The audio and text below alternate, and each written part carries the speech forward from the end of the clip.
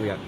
So, our next performance is called End of Clock News, and it's written by Alex, this one, who is somewhere hard to bear. It's directed by Lottie Ellicott, who currently couldn't make it, bless her, but yes. And our actors are Reese Owen, Kipsy Owen Thomas, Ethan Parker, Kieran Haynes, and due to unfortunate circumstances, I'll be stepping in as well. So, off we go.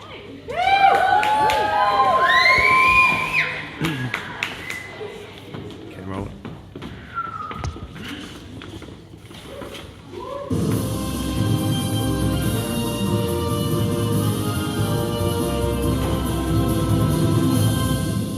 Hello, and welcome to the news today. I'm Dick Stroker. Delphine Friday. Today's headlines. A man who took an airline company to court after losing his luggage has lost his case. Why so many people hate peer pressure, and why you should too. New research shows that claustrophobics are more likely to think outside of the box. And many today mourn the loss of boiled water. Fans say it will be missed.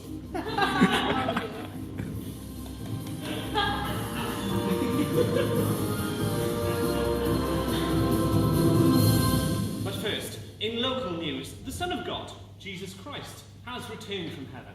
The Messiah, who made his fame from such hits as being born on Christmas Day and dying for our sins, was previously an advocate for hope and love. But he has now taken a more pessimistic stance and is predicting that the world will soon end in a fiery apocalypse of unseen proportions. Mr. Christ's predictions also include the dead rising from their graves, the people of earth being judged, and those found unworthy to spend eternity in heaven to spend the rest of their days on earth under the rule of Satan. Mr. Christ admits that several religious groups have predicted the end of the world in the past, but this time it's definitely real. However, many experts are skeptical about Mr. Christ's claims, stating that he has been known to be unreliable in the past. Most recently when he predicted that the meek would inherit the earth. That didn't go quite according to plan, did it? No, it certainly didn't, Dick. We decided to send our own ISAR cops to see if any members of the public would recognise Mr. Christ and to ask what effects they think his predictions will have on their day-to-day lives. Thank you, Justine. I'm here with a picture of Mr. Christ, and I'm asking the public if they recognise him. Excuse me, sir. Do you recognise this man? No, sorry. What if I told you he died for all our sins? John Lennon. Okay, let's try someone else.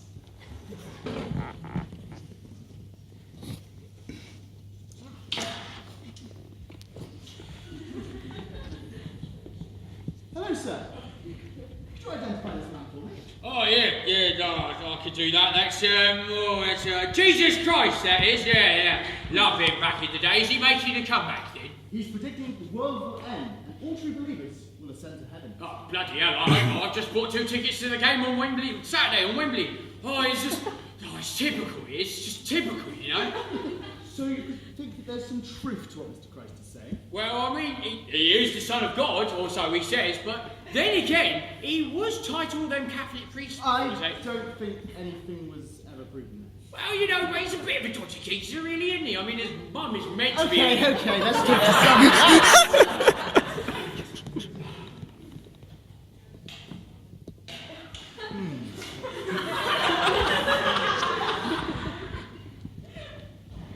Excuse me, sir. Could you tell me who this is? Oh, yes, that's the, that's the man with the loaves and the fishes. That's, I know his name. It's, Hugh Friendly Whittingstall, yes.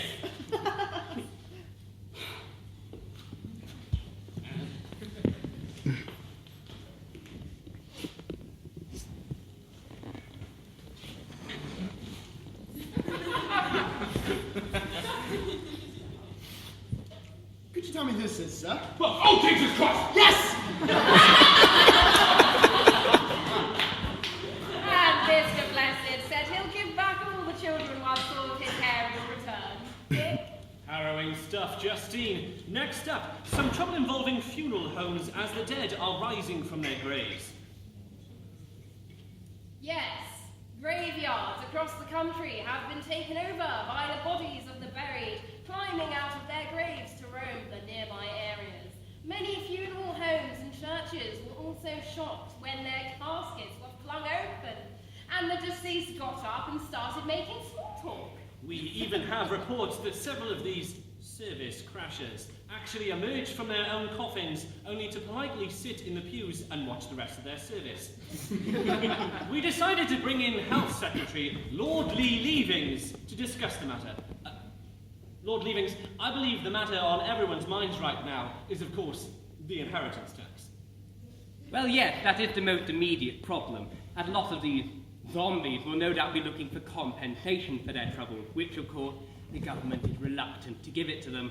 However, some of the previously dead have already themselves been sued by insurance companies for life insurance fraud, which could help to readdress the balance. And how likely is it that the insurance companies will win?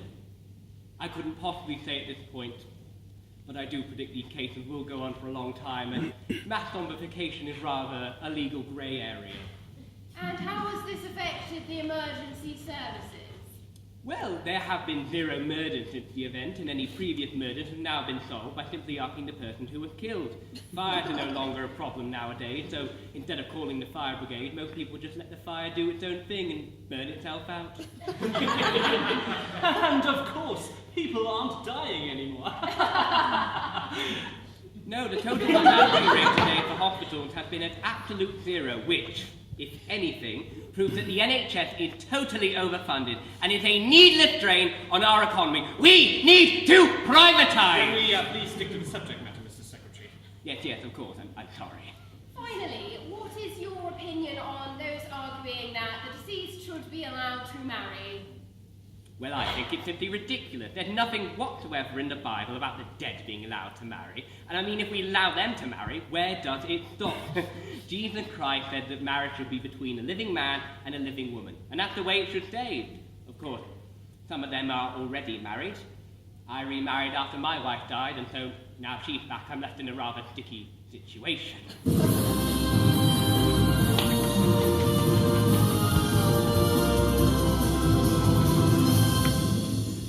Mr. and Mrs. McCann issued a statement this morning saying that they'd no idea their daughter had been under the bed the whole time, and I'd never thought to look there.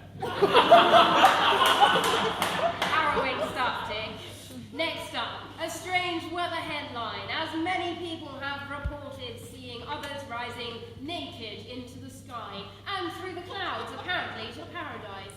The new members of the public are apparently the chosen people, who are the true believers of God, who are now reaping their eternal reward. Many are claiming that this is the start of the apocalypse that was foretold by the prophet Jesus Christ, and there has been a full government investigation into why this warning was dismissed and how we can prevent similar events from occurring in the future. Now, many of you have called in with concern over the naked true believers rising into heaven. How will this affect air traffic control? Will it interfere with my TV signal? If I live in an area with many ascending believers, will it devalue my property? Well, we decided to simplify the matter with our resident reporter, Tess Tickle, to discuss the matter in a little segment we like to call the Stripping Forecast. Tess? Thanks, Dick. Now, as you can see, although there are many true believers ascending in rural areas, the most highly concentrated patches are over large cities and towns.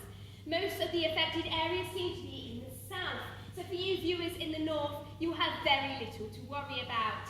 There is a very high concentration of believers in the centre of London, with one clear patch just above the Houses of Parliament. The wave of ascenders then sweeps westwards, with areas of high faith above Southampton, Exeter, and the more pious areas of Somerset, descending somewhat as we move down towards the Devon and Cornwall region. The area with the most earth-to-heaven traffic will obviously be Canterbury, and the skies above Wales will be completely clear for the foreseeable future.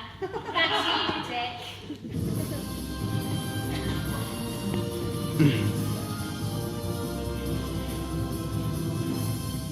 Well, thankfully, all the